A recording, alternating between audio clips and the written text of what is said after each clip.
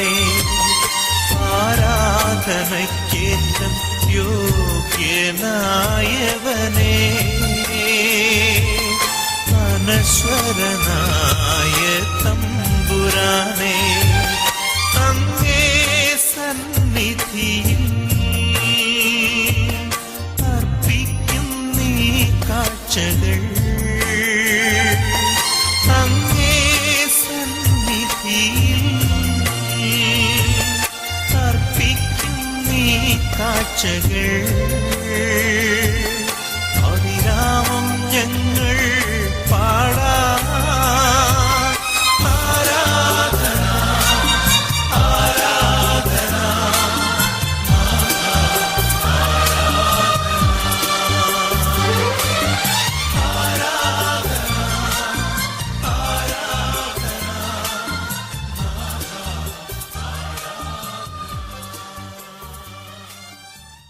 ദൈവത്തിൻ്റെ അതിപരിശുദ്ധ നാമം വാഴ്ത്തപ്പെടുമാറാവട്ടെ.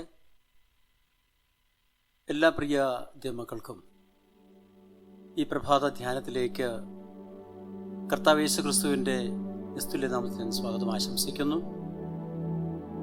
നമ്മൾ ഇന്ന് ചിന്തിക്കാൻ പോകുന്ന വിഷയത്തിൻ്റെ ആധാരവാക്യമായിട്ട് തിരഞ്ഞെടുത്തിരിക്കുന്നത് അപ്പോസ്തല പ്രവൃത്തികൾ 8-ാം അധ്യായം അതിൻ്റെ 12-ാമത്തെ വാക്യമാണ്.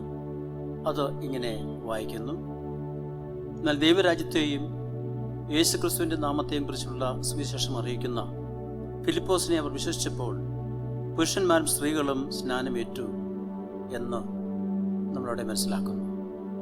നാം ഇന്ന് ചിന്തിക്കുന്നത് സ്നാനത്തെക്കുറിച്ച് വിശുദ്ധ വേദപുസ്തകം നമ്മോടെന്ത് സംസാരിക്കുന്നു എന്നാണ്. നാം എപ്പോഴാണ് സ്നാനം ഏൽക്കുന്നത്? ആ സ്നാനം ഏൽക്കുവാനുള്ള തയ്യാറെടുപ്പ് എന്താണ്? നമുക്ക് ആരെയാണ് ദൈവസന്നിധിയിൽ സ്നാനത്തിന് നമുക്ക് കൊണ്ടുവരാൻ കഴിയുന്നത്? അവരെങ്ങനെയുള്ളവരായിരിക്കണം എന്നതിനെക്കുറിച്ച് വിശുദ്ധ വേദപുസ്തകം നമ്മോട് സംസാരിക്കുന്നുണ്ട്.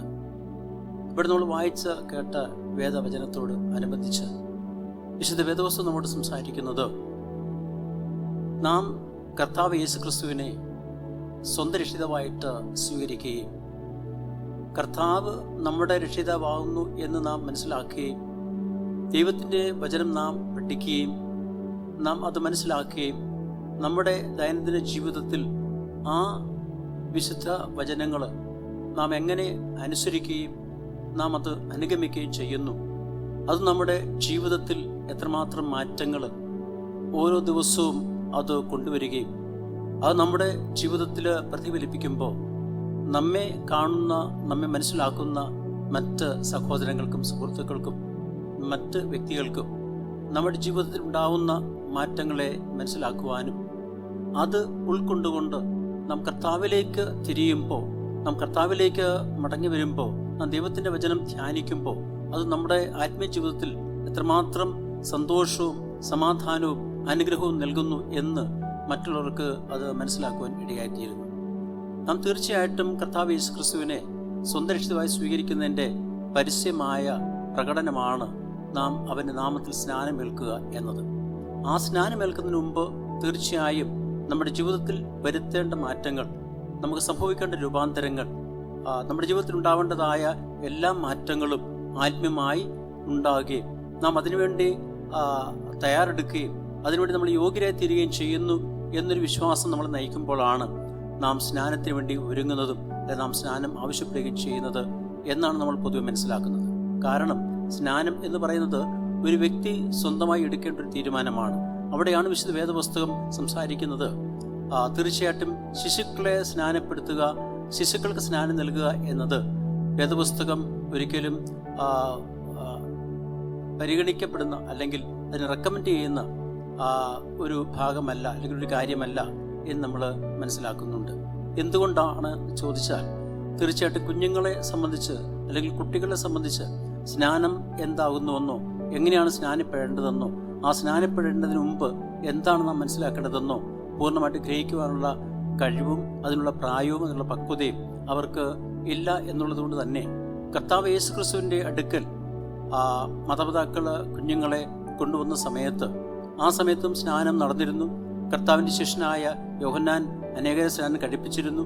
കർത്താവ് യേശുക്രിസ്തു തന്നെ അനേകരെ സ്നാനം കഴിപ്പിച്ചതിന് ശേഷം എന്നാൽ കർത്താവിൻ്റെ അടുക്കൽ കുഞ്ഞുങ്ങളെ കൊണ്ടുവന്നപ്പോൾ അവരോട് സ്നേഹവും അവരുടെ വാത്സല്യവും കർത്താവിനുണ്ടായിരുന്നു. എന്നാൽ പലപ്പോഴും അവരെ സ്നാനപ്പെടുത്തുവാൻ അല്ലെ അവരെ സ്നാനം കഴിക്കുവാൻ കർത്താവ് യേശുക്രിസ്തു ആവശ്യപ്പെടുകയോ അങ്ങനെ അവരെ സ്നാനപ്പെടുത്തുകയോ ചെയ്തില്ല എന്ന് തിരുവചനത്തിൽ നമുക്ക് മനസ്സിലാക്കാം.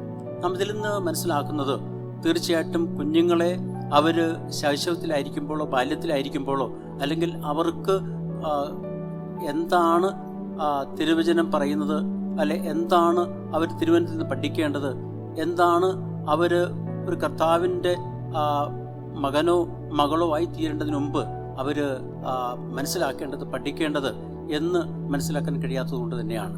അപ്പോൾ നമ്മളോട് മനസ്സിലാക്കുന്നത് തീർച്ചയായിട്ടും നാം സ്നാനം ഏൽക്കുമ്പോൾ ഒരു വ്യക്തി കർത്താവ് യേശുക്രിസ്തുവിൻ്റെ പാതയിൽ കർത്താവിനെ തൻ്റെ രക്ഷിതാവായി സ്വീകരിച്ചുകൊണ്ട് തൻ്റെ ജീവിതത്തിൽ ആത്മീയമായിട്ട് തനിക്ക് വരുത്തേണ്ട എല്ലാ നല്ല മാറ്റങ്ങളും സ്വീകരിച്ചുകൊണ്ട് താൻ അതിനുവേണ്ടി ഒരുങ്ങി തൻ്റെ സ്വന്തം തീരുമാനപ്രകാരം കർത്താവിനെ സ്വീകരിക്കുമ്പോഴാണ് ഒരു വ്യക്തിക്ക് സ്നാനമേൽക്കുവാനുള്ള അല്ലെങ്കിൽ ഒരു പ്രാപ്തി, സ്നാനമേൽക്കാനുള്ള ഒരു മനസ്സ്, അതിനുള്ള ഒരുക്കം ഉണ്ടാവുന്നത് എന്ന് മനസ്സിലാക്കുന്നു. ഇവിടെ